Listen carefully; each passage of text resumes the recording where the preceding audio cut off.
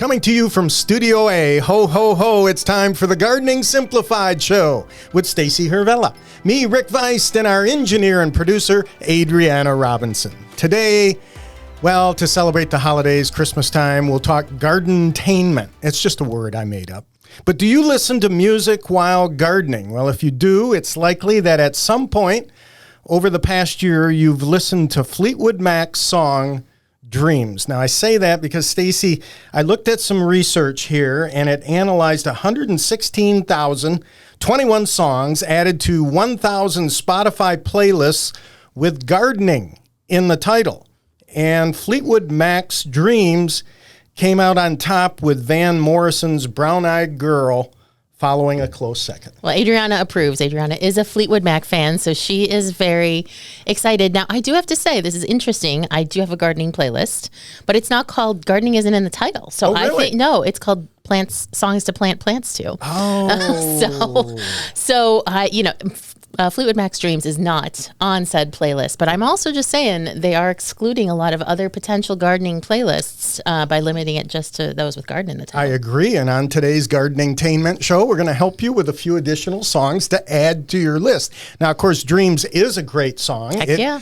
was released the year I graduated from high school, 1977. Was that so? Yeah, and Stevie Nicks, of course, her voice just perfect for that song. I guess just like any other great song, I was reading that she sat down at a keyboard or piano and wrote it in 10 minutes. So that's kind of how it usually works. There are a number of those. There's also a number of great songs that were much more laborious, but those don't make such a good story. Yeah, like some of Beethoven's works, but we're not going down that road today. Now, one of my favorite gardening songs, I love the beginning of this song. For me, it has a great history, and that's Lynn Anderson's I Never Promised You a Rose Garden. I love that song. Now, there are people who claim that I love the song because I got a chance to meet Lynn Anderson, and I was just a youngster. And she autographed a black and white picture for me and handed it to me. And the impact that it made on me, which is a great reminder for me to this day as adults, the things we say, the things we do, or when we help out a kid, it's amazing the impact that it can have on them years and years later, even though you didn't think it was any big deal. It's one of those things that if you think about too much, you start to get a little freaked out. Yeah, exactly. Exactly. Well, there's got to be a little rain sometime. I could promise you a thing like diamond rings, but you don't find roses growing on stalks of clover. Now, another song that I have on my playlist is Jerry Reed. I love Jerry Reed, and he had a song called Stop and Smell the Flowers. I had a friend who suddenly passed away. 1 week before this friend gave me a Jerry Reed CD with this song on the CD, Smell the Flowers While the Roses Bloom. Take the time, my friend, and sing a happy tune. Oh, how precious every mile. So take a minute, learn to smile. My friend, let's stop a while and smell the flowers. That stuck with me, obviously, because of what happened. So that's on my list. That's a good one. Yeah, I love Jerry. Yeah, I kind of wish you would have brought your guitar and we could have had a little bit of live demo for these. That's true. Maybe sometime we'll do that. Carole King, I Feel the Earth Move. Now, if you're out in your garden or your landscape, wouldn't that be a great song to listen to? That would be, yeah, very good. Yeah, I Feel the Earth Move. And Jimmy Buffett, of course, I like any Jimmy Buffett song.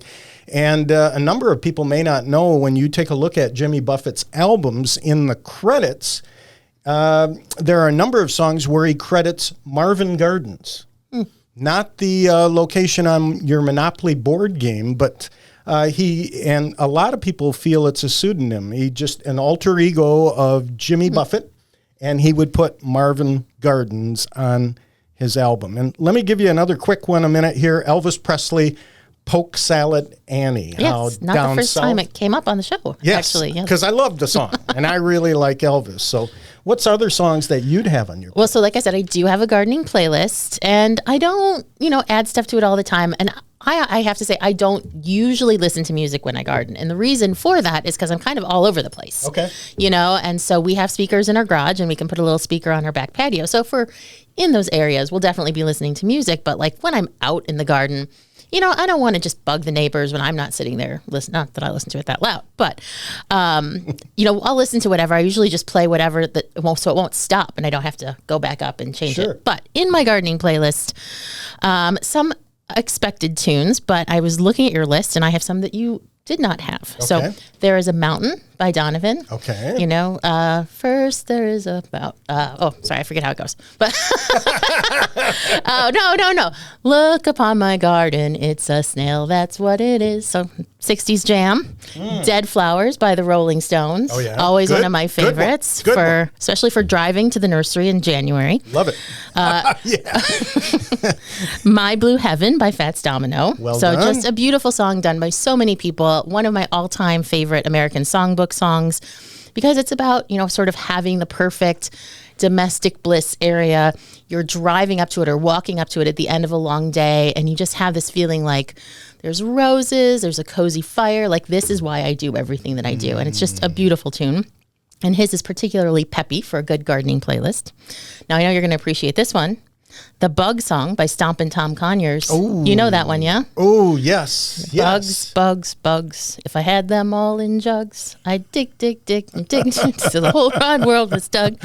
And I could see someone like you really liking that song. Yeah, it's a comic song, but appreciating insects the way you do. And then I do have some newer songs on there, but I didn't want to come off to be like, I'm too cool for anyone to know this music. So I'm not getting into like the deep cuts on the list, but I did want to mention one called Avant Gardener by Courtney Barnett.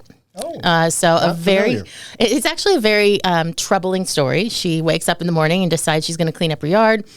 It's a very hot day. She has an asthma attack. That the ambulance comes. You can tell it's very autobiographical. But in the end, she's like, I probably should have just stayed in bed and not tried to garden. But it's still a good story, and it's called Avant Gardener. So I also have a very lengthy, much more in-depth birding playlist. Oh, I'll bet you do.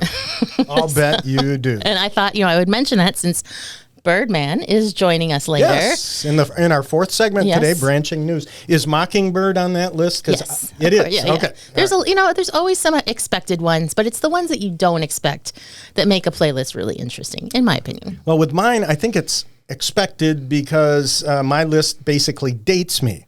I throw additional ones in there. You remember Neil Diamond? You don't bring me flowers. Oh yeah, right. Well, was that Neil Diamond? That's Neil Diamond sang a duet with Barbara Streisand? I don't know. It could have been. I don't know. I remember hearing it like in the backseat of my mom's car when I was like 4.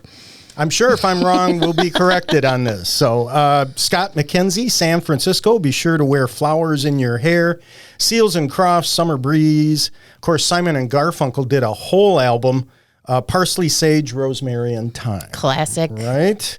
And again, to date myself, Ricky Nelson, Garden Party, Tony Orlando and Dawn, Tie a Yellow Ribbon Round the Old Oak Tree, and Tom Jones, Green, Green Grass of Home. I mean, great title, but that's a very depressing song. It's a very depressing song. So maybe not the best for a gardening playlist when you're out there on a beautiful day and, this song about a guy in prison comes on in all of his regret. Exactly. Well, then let's talk about gifts just for a moment here. Best garden gifts. I still think number one is a gift card. It may sound boring, but like we've talked about on this show, potting soil is expensive. Well, and also I think when you know someone who's a gardener, you might think, I want to get them X, Y, Z, but I don't know what they have. Right. I don't know what they like. And the gift card kind of says, I want you to get what you like most and know that it's from me. Exactly. Gloves, pruners, comfortable clothing, kneelers or seats, a tumbler with a lid. Maybe you want to take an adult beverage out there while you're weeding, to while the time away. Gardening is thirsty work. It's thirsty work. Turtle box or any type of weatherproof Wi-Fi speakers so you can listen to those songs, right? Pottery, a lantern, tools to cut ornamental grasses. You can never get enough tools to cut ornamental grasses. Watering wands, sun hats, sunglasses, and a great stocking stuffer is seed packets. Oh, yeah, very good. You know what? A hat, gardeners can never have too many hats. They just have to have good sun protection, and then you're golden. Well, on next week's show, we're going to talk about resolutions, and I'm going to bemoan the state of my garden shed and the resolution that I have in the coming year, and we'll be talking about that next week, but even this week, too. We're interested as we head towards New Year's. We celebrate Christmas and the holidays. We're interested in your resolutions, so please send them to us however you wish, Instagram, YouTube, or email us, visit our website. We want to hear what your resolutions are. And Stacey, for that matter, share with us what your favorite garden song. Yeah, help us fill out our gardening playlists. That sounds great. Plants on Trial coming up next here on the Gardening Simplified Show. Greetings, gardening friends, and welcome back to the Gardening Simplified Show. It's the time of the show where we put a plant on trial. That is to say, we're going to tell you about one of the proven winners, ColorChoice shrubs. We're going to tell you all about it, and it's up to you to decide if it's going to earn a spot in your garden. Let's do it. So, I always like to tie it to the theme of the show. And, over time... You got a plant that sings? If the wind hits it right. Okay. We have often been asked why so many of our plants have been named after classic rock tunes. And the answer is that Tim Wood, our marketing director, is a big fan of classic rock. Sure. And, came up similar age to you in the 70s. And so he's had a lot of those. Now, some of our songs some of our plants with really 70s classic rock song titles have been dropped or changed.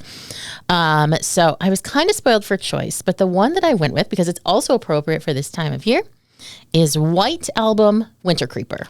Interesting. And I'm looking forward to this because I'm not familiar with the plant. I'm just not. Yeah, well, so Winter Creeper is definitely not one of those plants where people get super excited. Exactly. I mean, if you're not getting excited, Rick, that doesn't bode well for the rest of our audience. But I have to say, it's a work-a-day plant. Now, it's very durable. And it's a broadleaf evergreen. Sure. So we just talked last week about broadleaf evergreens. So these are evergreen plants that aren't conifers. They have literally broad leaves, but they keep their foliage. Now, this is one that in very cold weather, the foliage doesn't look great. So it's not going to be one of those ones where you look out in your backyard in, say the end of January and you go, whoa, that looks amazing. But it's got glossy foliage. And White Album has got its name because it's variegated and it's a very nice crisp white with a deep green color. Nice. So like a crisp white edge with a green section in the middle. And what I really like about it is that it brings a lot of light to the shaded areas. It's also got a very versatile habit. So people who have grown Winter Creeper might have noticed this. They bought it in the garden center and it was growing like a nice, tidy little shrub.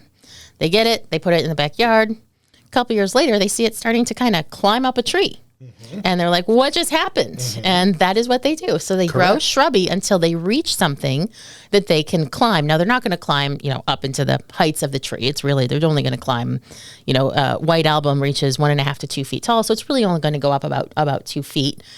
But used correctly, I have seen that be a very effective visual thing in a garden because it kind of brings the ground up onto a tree, and so really adds a lot of color. I have that experience in my landscape. I have just a typical green broadleafed euonymus, and it grew up the side of a pine tree pretty significantly, and the birds use it for cover all the time. And so at this time of the year when we long for anything living, anything green, that euonymus is fantastic, and the birds hang out in it, and you take that green euonymus and have a few red cardinals in there. Ooh. It's eye-popping. That sounds beautiful. Yeah. And, speaking of its beauty, it's a really nice plant. At this point in the season, the cold has not gotten to it enough where its foliage has kind of started to degrade in quality. So it would be a perfect plant to just take a little snip to put on, napkin place settings, just to accent whatever holiday decor you're doing. Now, again, as the season goes on and it gets really cold and the plant's been through a bunch of freezing and thawing kind of cycles, its foliage, it doesn't look bad. It just doesn't have that like beautiful glossy look anymore. And that's totally normal. A lot of other broadleaf evergreens do that because, as we talked about last week, most broadleaf evergreens tend not to be from cold climates they can just sort of tolerate it here. They definitely prefer the warmer climates because they got those big broad leaves losing water all winter. Like your rhododendrons and the way they mope this time of the year. Exactly. Right? Moping rhododendrons. Right. That's a good name for a song, by the way. Write that down. So white album, winter creeper, euonymus fortunii is the botanical name. Is different. There's a lot of euonymus fortunii out there. And Rick, you mentioned one. You mentioned a plain green one that's very common. There's also a golden one. We have gold splash euonymus, which is another version, and then white album. So white album is an improvement over a classic variety that I know you know, Emerald Gaiety. Sure. So that thing has been around for... My word. The garden center, we sold thousands. Yeah, I mean, you want to talk about a landscape staple. Yeah. It's right up there. So its foliage is bigger, and so it's going to have more of a bold look. It's the color, the white part of it is much whiter and brighter. So Emerald Gaiety can kind of go creamy. And the difference between the white and the green is much more distinctive. So some variegation, things get a little bit like swirly and kind of muddy. And in this one, you're going to see like that really strong distinction between the white portion and the green portion. That's nice. Almost like a hosta. You know, typically there's a very noticeable difference between there. It's also less susceptible to leaf spot. Oh. And a lot of euonymus do get leaf spot. So they're going to have like a, black yucky spot on them. Because they are an evergreen, it's very easy for that to spread. A lot of times when something gets leaf spot, what we recommend is that the person clean up all the foliage when it drops to prevent the fungal leaf spot from overwintering on that fallen foliage and reinfecting. When it's a broadleaf evergreen, what are you going to do? Because it's got its foliage. So it's important to have this leaf spot resistance to keep your plant looking really clean and nice all season. Now, I don't want to put you on the spot, but it is plants on trial, so I have to ask this question. When I think about euonymus, sometimes I think, scale. Scale, yeah. So scale, now I will try not to go off about scale because I knew I could hit a hot button. I knew it. Scale is actually kind of a disgusting pest, but it's fascinating. And we talked about this. We had It is fascinating. We had a mailbag question from someone who had scale very badly on their tropical hibiscus, I think it was, as I recall. So yes, euonymus does get scale, and it's really one of those things that's just like, it's just what it does. Sure. So there's really not much that can be done as long as the plant is, kept really healthy and vigorous. So you're not trying to grow it in conditions where it would be further struggling. Most of the scale is going to remain at a pretty tolerable level. And like a lot of scales, just because it's on the euonymus doesn't mean it's going to spread to anything else. A lot of times people see a pest or a disease in the landscape and they start freaking out thinking it's going to spread to everything. But the reality is that a number of things like scale and leaf spot are actually very specific. They only infect a certain genus of plants or group of plants. They're not like a generalist where it's going to spread through your garden like wildfire. Because if that were going to happen, it would probably have already happened for most people. So not much you can do about scale. As we told that listener who had it on her hibiscus, scale can be managed with something non-toxic like a soap or an oil. But the timing is really crucial because the scale, the adult insect just kind of settles in there. The babies come out and they're under the protection of the little mother scale. Then they become crawlers and they crawl. And it's only in that crawler stage that you can actively manage it. Why? Because the scale is sitting there with this kind of protective armor on it that makes it impervious. So, but like I said, all euonymus will get it. Most people might not even notice that theirs has it because it's down under the leaves, and because it is an evergreen, it's not really visible. But I would say on a scale of 1 to 10, you nailed it. And I would agree. I think it's important to note what you said, Stacey, because I've seen this through the years, and that is a euonymus that is under stress is generally the type that you have a scale problem. Yeah, and it's going to really explode. Like it can have a small population and you won't really notice it. But if it does get stressed, that's when it's really going to proliferate. So important to have those good conditions. The mythical moist but well-drained soil, always a good idea. It is shade tolerant. You want good air circulation for it. So that's another really important part of scale.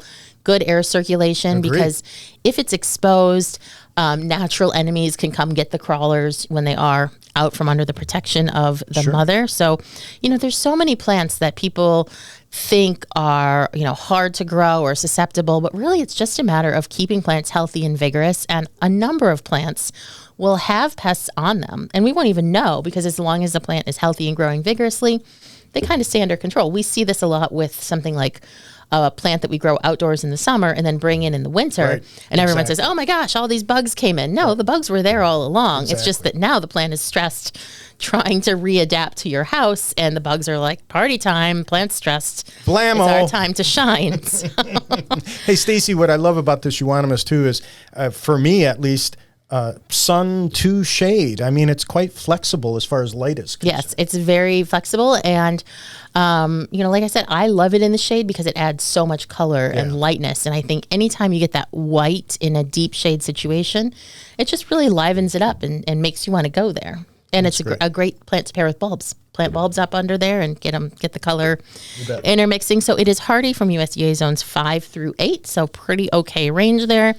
Full apart sun and about 1.5 to 2 feet tall. Now you can see pictures of white album euonymus at gardeningsimplifiedonair.com and also on our Instagram page. So just look for the Gardening Simplified show and see it, and then you can decide if you will put it in your garden this spring. We're going to take a little break. When we come back, we're answering your garden questions, so please stay tuned.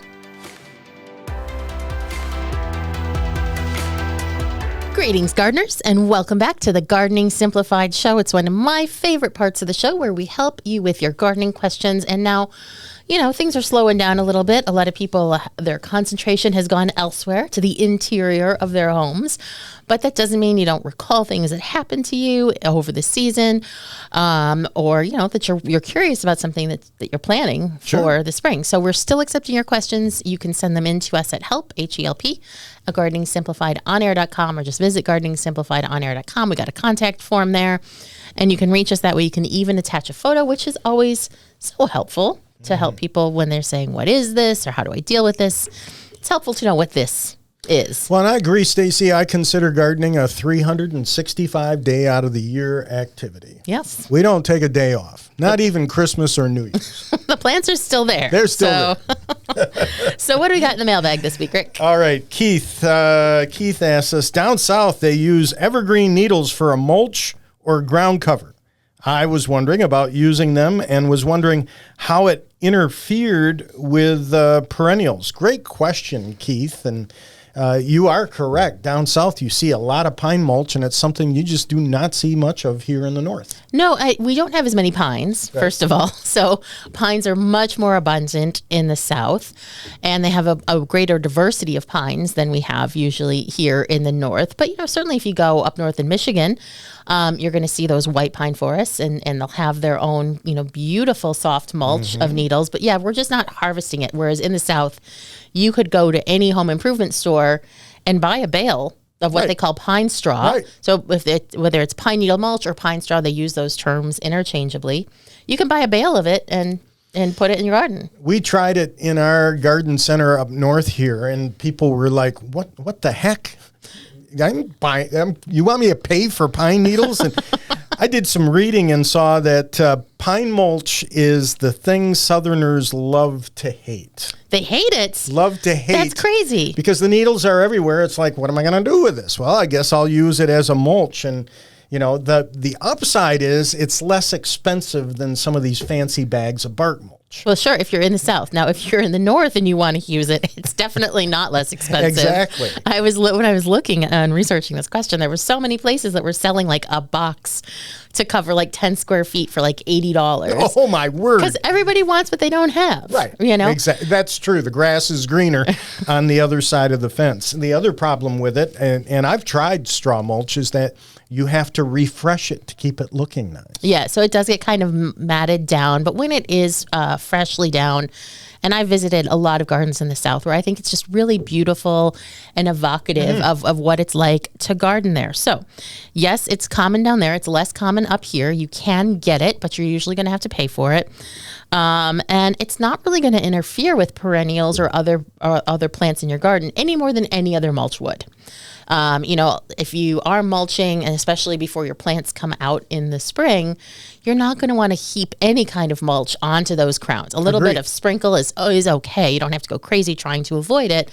But it's the same rules are going to apply in terms of mulching with pine straw or pine needles as they would with shredded bark or anything else that you're using. Thank you very much for bringing that up, because you're so right, Stacey. The same rules apply. Matting or overpiling it is going to create problems for plants. So, in moderation, just like you would with any other type of mulch. Now, one thing I do want to add is that a lot of people, when they think about pine straw or pine needle mulch, they say, oh, no, that's dangerous. It's going to make your soil acidic. And that is a myth. That is not true.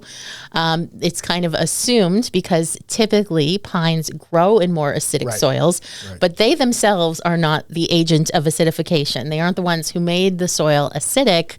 It just happens to be that the soil is like that. So there's really no effect on the pH of your soil, so you don't have to worry about that. This is just, to me, a question of using what you have. And usually you're going to want a softer needle, not one of those really prickly pine mulch needles. Which brings up a point. Email us. Look us up, gardeningsimplifiedonair.com. Tell us what mulch you pine for to spruce the place up. I'd love to hear. That's good. Yeah, thanks. All right, Melissa's writing to us, Stacey. Melissa says, I have a question about espalier plants. This is great. I would really like to have an espalier on a 15-foot by 8-foot blank wall of my walkout basement that's covered by a deck. What I am needing to figure out is what is the best plant for this location. Zone 5B, Southwest Nebraska. I have kind of documented the amount of sun it gets, about 4 to 5 hours. So what kind of recommendations would you have? So an espalier is something that people have seen but might not know the name for it. It's when you take a tree or a shrub and you grow it against a wall so that it's almost flat and almost looks like it becomes a part of the wall. Now, espalier are generally much more popular in Europe than they are here, but you do see them. I mean, garden centers usually will sell an espalier apple, and in this case, of course, it hasn't been trained on your wall, but the grower has trained it to take on a specific shape. But what people don't know about espalier, and I commend Melissa for asking this, is that really you can espalier almost any shrub or tree to fit your space. It's really just a matter of pruning the plant with a specific intent. And so what you want to do is just make sure there's no growth on the back growing towards the wall, because you want it to be as flat up against the wall as you can. And then you just cut off everything you don't want. And is that oversimplifying? No, I don't think it's oversimplifying at all. I do believe that you're best off going with plants that have many spurs along the branch. Right. You're going to be more successful that way. It's similar to a grapevine and how we support them on wire. So, Stacey, I would guess that that's the reason why we often see apples or pears used for the purpose, right? And also because in that case, you're able to produce a crop in very little space and something that you would not normally be able to use. Now, for Melissa, I don't think her site is really quite sunny enough to do a classic apple or pear espalier.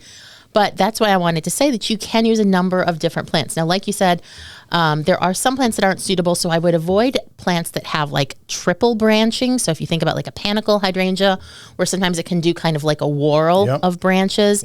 Same with smoke bush. But one plant that I have seen that would work really well for Melissa that espaliers very well is elderberry. Oh. And it's a nice big plant, very forgiving of the pruning, very decorative. So if you did something like our beautiful black lace elderberry, where you have that nice lacy black foliage, just while you're shopping and you're finding the plant for that, you're just going to want to look for something that's going to be able to be shaped into the habit that you want. So looking for branches for one side that's like more or less flatter, you can easily take branches off, and then good branching to the side. And then also our lemony lace elderberry would be just as nice. And I was going to bring that up. Yesterday I was looking at it bare in the landscape, and a lot of spurs, a lot of bud spurs along the stem, so I could see why that would work well. Yeah, we used to have one in our old office here, and it was really cool. So, you inspired me. I like that. Another project for the resolution just paid list. for my show today. That's great. All right, Pat is wondering, will a red twig or yellow twig dogwood tree grow near black walnut trees? If not, how far away would the dogwood tree need to be from the black walnut trees? Thank you so much in advance. Well, this is a question that I think kind of leads us into maybe we need to do a show about growing around black walnuts, because it's a concern that a lot of people have. And if you're not familiar with this, just briefly, black walnuts have a quality known as allelopathy, where they emit some chemicals that can actually hamper the growth of other plants, certain susceptible plants. Not all plants are susceptible to it. And it's just a natural, sort of defense to prevent weeds from growing around them. Now, by and large, the effects of black walnut on most plants are overstated. People think that they are much more dramatic than they actually are. Now, when it comes to susceptible plants like tomatoes, forget it. That thing's going to die. Right. But a lot of plants can easily tolerate it, because what people don't realize is that the issue is not so much from the roots. Right. It's from the fallen leaves, twigs, and fruits. And they make a mess. So if you say, well, my tree is going to behave and not make a mess with branches and walnuts and leaves, no, they make a mess. Like I said, I wouldn't park a rented car underneath a walnut. They make a mess. But the squirrels do a good job of cleaning it up. Yeah, I got a black walnut across the street, and the squirrels are taking the walnuts over into my yard and having a field day over there. They have a great time. But there are plants that are more tolerant of juglone, this chemical that walnuts emit. And the good news is that red or yellow twig dogwood is among them. Mm-hmm. Now, that said, even if a plant is not known to be susceptible, you're still going to want to make sure it has ample water. And you are going to want to make sure that the area around it is clear of the fallen foliage, fruits, and especially branches, because those are the ones, it's not just so much the roots, it's that falling debris that what can really cause issues for surrounding plants. So I think you're good. I'm going to put some links into the show notes where you can do some research yourself. They're not exhaustive, but it's a good starting point if you have a black walnut in your yard to learn some things that you can grow. Now we're going to take a little break. When we come back, we got a fan favorite. It's the Birdman. Yeah. Please stay tuned. Welcome back to the Gardening Simplified Show, and today for Branching News, we get to interview a favorite here on the program, the Birdman, who swoops in here during the holidays. He's busy working here during the holiday. And by the way, for those of you watching on YouTube, the set today is decorated. It's all lit up, evergreen branches. I hired a design firm that I know of called Trillium Sage Gall and Fungus, and they came in and did a nice job, I thought. So there you go. All right, Birdman, great to have you on the show. And I guess right off the top, we got to ask you, well, let's ask first of all, how you doing? How are things? I'm doing fantastic. Hey, thanks for having me on. You bet. Good to talk with you. It's great to have you on the show. So, El Nino winter, strange weather, little snow, just kind of odd here in Michigan, but also in the Midwest. Warmer than usual winter. And there are some people who would debate whether or not it affects migratory habits of birds or habits of birds in general. What say you to that topic? I believe it does. It has a good deal to do with it. It has less to do with light and more to do with food. And as long as they can get food easily, then they don't have to move as far. Birds are pretty mobile, so they can go to wherever they need to get food. And when the weather starts to clamp in, then they go down farther south where they don't have the snow and ice to fight with. And that's the whole premise of it. Then there's a habit pattern that comes aboard too with some of the larger birds. It's just the way that they've preserved themselves over the centuries, is to be in the north in the summer and in the south in the winter. You know, you make a really good point there that is basic and understood, and yet we don't think about it often. You're right. Birds are mobile, so they can move to where the food is. I was reading the other day about robins and how robins have a tendency to stick around a line that stays around 38 degrees as a minimum low in winter if you wanted to use a general rule of thumb. Some will stay up north all winter long. They just kind of migrate, so to speak, based on available water and food, and it could be as far north as Michigan or further north or down south, right? Right, and it's warmer in the swamps where the creeks are flowing and where the water is open, and that's where you're likely to find them. If it's really cold, and the snow is high, you look down along the creeks and they're bubbling along, and there you'll find the robins and the bluebirds both. So this applies primarily to insectivorous birds, correct? Because a lot of people say, oh, don't feed the birds, it's going to disrupt their migration. But the seed-eating birds are going to be able to stay in their range anyway, because there's usually seeds around, correct? Seed-eating birds stay here. Right. Because they don't care. I mean, they can go into your garden and pick the seeds that are left from this year's blooming, and they can pick in the trees and the crab apples and the hawthorns, etc. like that. They have plenty of food around, and they eat plenty of insects also. Same with the woodpeckers. They can find insects in the bark and underneath the bark all season long. So those will be here the whole time. It's the ones that are mostly the insectivores, the orioles and things like that. The orioles go into South America even to get the similar kind of habitat that they're accustomed to here during the summer. Yeah, of course, robins, we think of them digging out the earthworms in spring, but at this time of the year, picking off that fruit off the trees. I was on the Cornell University site the other day, and I was reading, they said that robins don't sing until it's time for mating, and they can be pulling earthworms out of the ground. Otherwise, they don't sing. And I know Stacey, both Stacey and Bill are fabulous birders. I don't know if you buy into that or not, but now that I sit here and I think about it, I really only hear them in the spring. The rest of the year, I'm not so sure I hear robins singing. What do you think, Bill? It's pretty hard to judge something when you can't hear it, so I agree with you. You nailed it. This is one of those philosophical questions. If a robin sings in a forest and no one's around. Exactly. Well, in general, birds sing less in the winter because, of course it takes energy and they still have a need to communicate. But a lot of the singing is about mating and territory. And right now they're all like, hey, can we just get through this winter and get to the good part of the year? You're right. The territory that they're in is where they are. If you've got birds there now, they're going to be within 5 miles, and they're going to stay there. They're your birds. So when you're feeding them, you're feeding your birds. And they're the ones that are eating your insects. Yeah, that's great.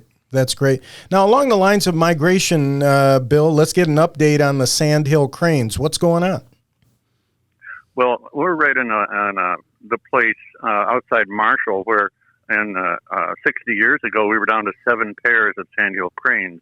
And so this is their base of operation, and they keep coming back to this region every fall. And at this point in time, we probably have 20,000 sandhill cranes in groups of 100, 200, 500 sitting in a field, picking over the crops and things like that. But normally they'd be going south by now, but they haven't left yet because of the weather.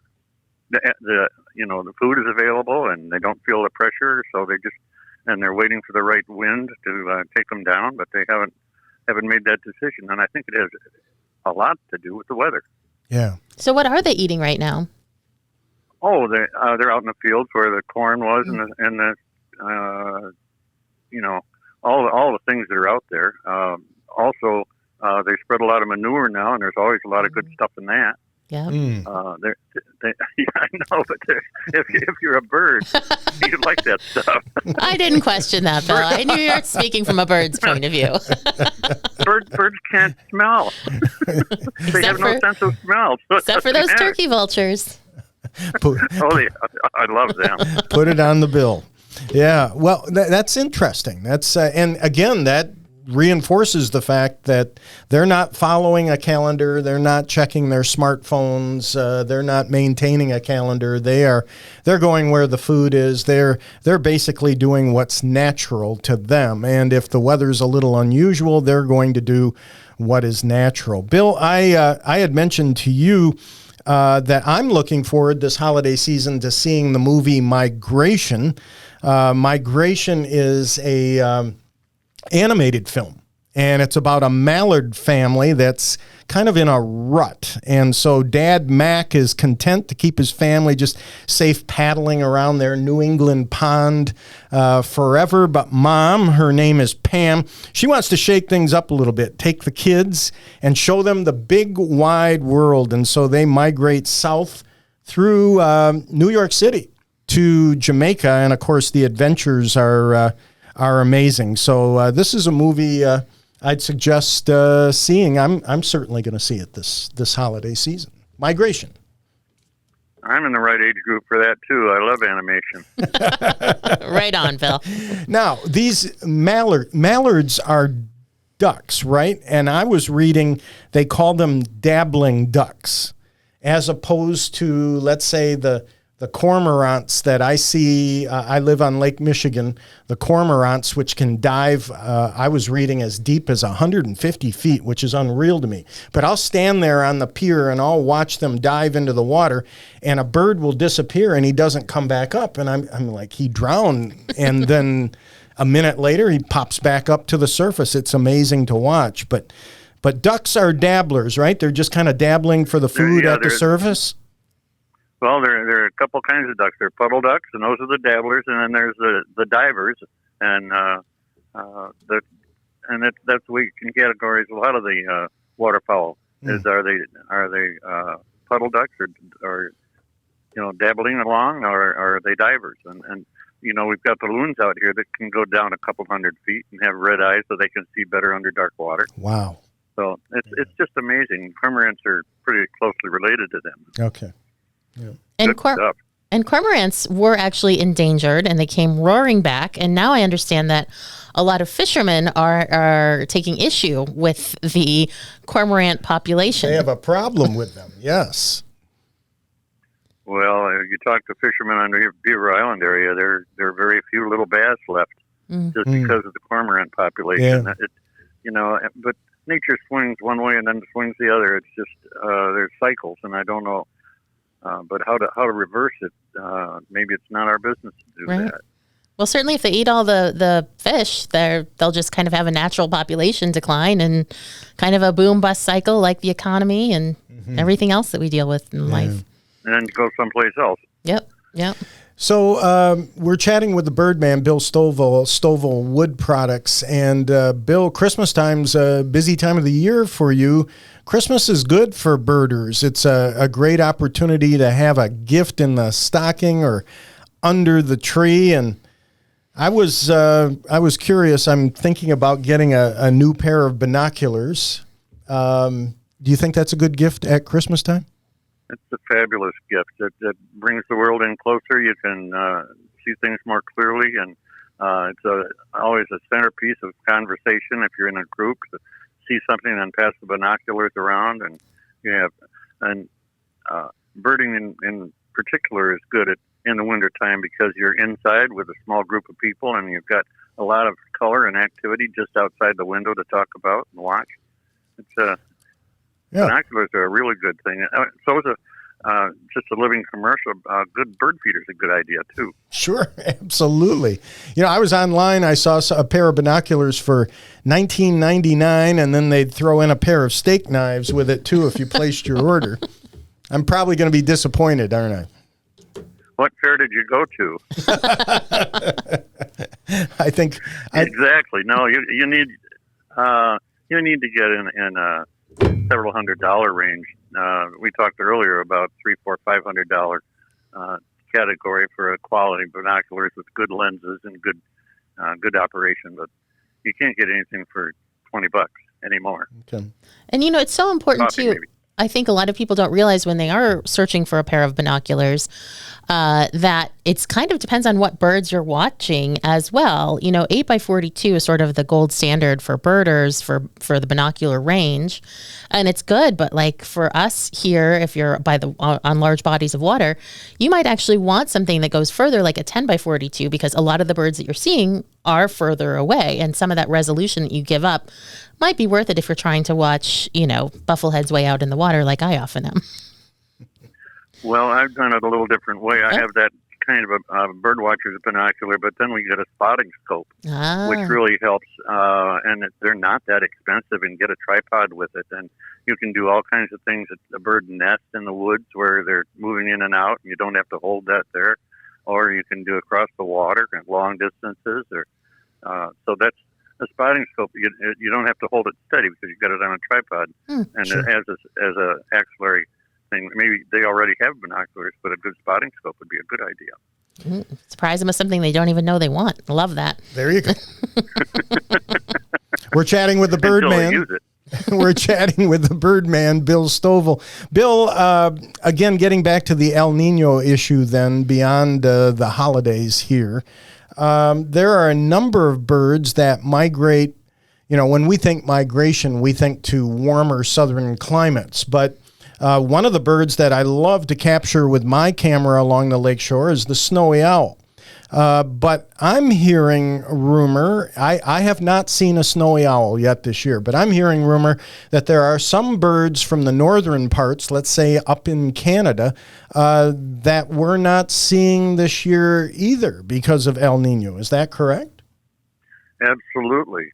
Snowy owl is one, but the little finch that's that way. There's several feeder birds that come down. Red-sided nuthatch is not here. I haven't seen them at all, and usually they're here by now. Pine siskins are not here yet, and they're a little brown bird with stripes on them. Red pole is a little finch that's got a red dot on the top of its head, and they're not here yet. And the list goes on of birds that come. They come to here because it's warmer. There's a winter wren that likes it here during the winter. But they like it better up north during the summer. Sure. So it has a cascading effect. Right. Again, if they're mobile, so they come to where it's comfortable for them. Yeah. So, Bill, before we let you go, we are going to be talking over the next few weeks about resolutions. And resolutions that each of us has personally, as far as gardening is concerned. As far as birding is concerned, any resolutions on your list, or a resolution you think somebody should have? Maybe it's subscribing to a magazine or an app or whatever it may be. What do you think is a good birding resolution for somebody that you know enjoys birding? Well, there are a couple national birding magazines that are just excellent. And if you're a member of the Michigan Audubon Society, they put out a pamphlet every quarter that's just stunning about the bird studies that are around. So that kind of literature might be a possibility. Mm-hmm. I'm trying to think what else. Yeah, no, that's fine. My mom always had Birds and Blooms magazine sitting a classic. on the table.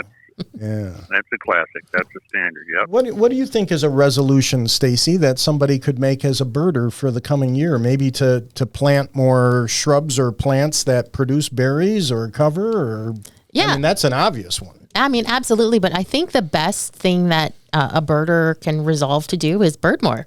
I mean, honestly, because that's how you build your skills, and that's how you build the joy that you find in it, is by spending more time and deepening your knowledge and, expanding your observations, and you get to spend more time doing something really amazing. Yeah, that's true. It's an easy resolution to keep. Walk in the woods.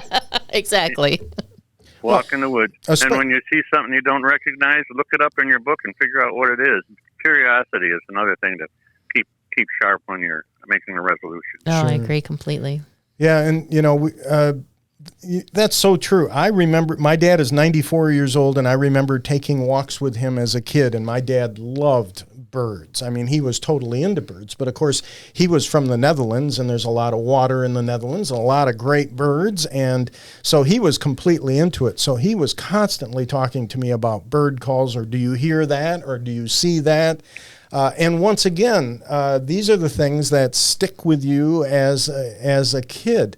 They say as a kid, once you stick your face in a lilac and you take a really good sniff, that aroma sticks with you the rest of your life. So if there's kids around, Bill, exposing them to birding is a great thing to do.